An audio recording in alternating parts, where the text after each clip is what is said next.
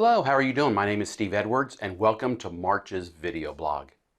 You should have now received your 2022 financial reports a couple weeks ago. I hope that you have reviewed the reports and actually I have had more meetings with EEP clinic owners than any other year. So thank you for that. I love looking at the reports with you and answering your questions and really digging into any questions that you have and why your numbers are a certain way. So the reports that I sent to you, they include the payer makeup, the percentage of collected revenue for each payer.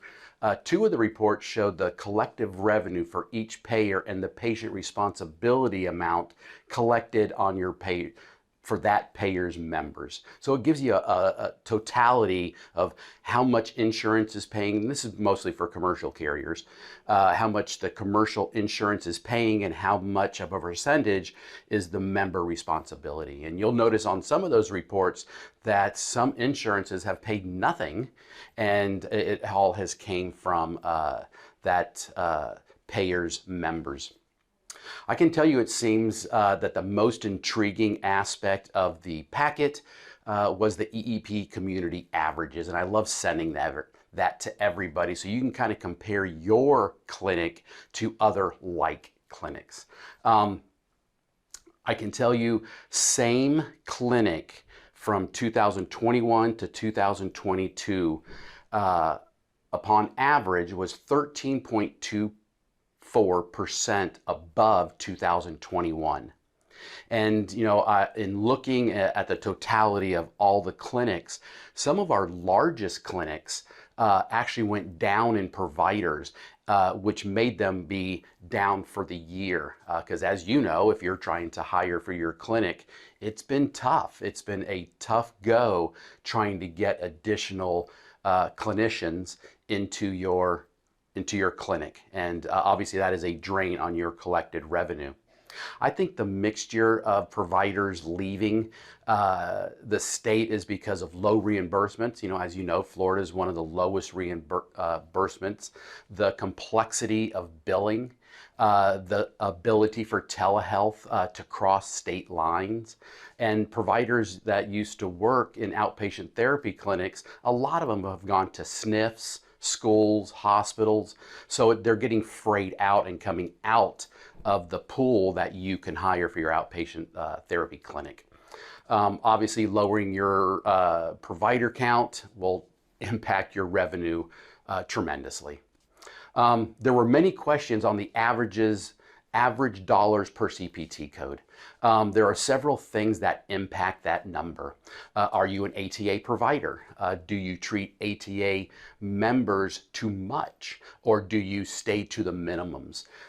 Do you receive your third ATA payment? So all those things, ATA are the first three things that could lower that amount per CPT code if you're treating too much. And then lastly, is your clinic a rehab model?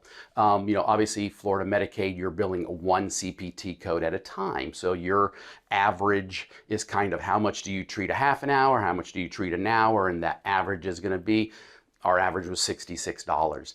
But if you are a rehab model, you're going to be lower than that because you're going to be billing 2, 3, and in some cases 4 modalities or CPT codes. So you're lower per CPT code, but you would be higher per visit, the accumulation of those CPT codes. I also sent you the aging totals along with the negative write-offs. These two items can tell you a lot about your administration and the communication and the relationship with EEP. If some issues that I saw on the write-offs kind of lend itself to credentialing and not having authorization when you treat a Medicaid or commercial carrier patient. In my world, or what I think, you know, you should have your authorization in hand. And I know a lot of clinics are treating without authorization in hand, like for ATA. In my opinion, that should not happen. And I think if you look at how much you wrote off in 2022 and you're doing those kind of things, you can have a strong impact on your clinic if you have that authorization in hand and not wait any amount of time before you request that authorization. If you would like to review your reports and we have not met yet, please contact me. We can set up a meeting, a lunch if you're local, or we can set up a video call. I can answer all your questions. We can go over your 2022 financials. I can run some reports that can do January 2022, 2022 to January 2023. So we can discuss your 2022 financials, but then also how are you starting out the first of 2023. Would love to do that with you. Enjoy this newsletter, and I look forward to April's. Have a great day.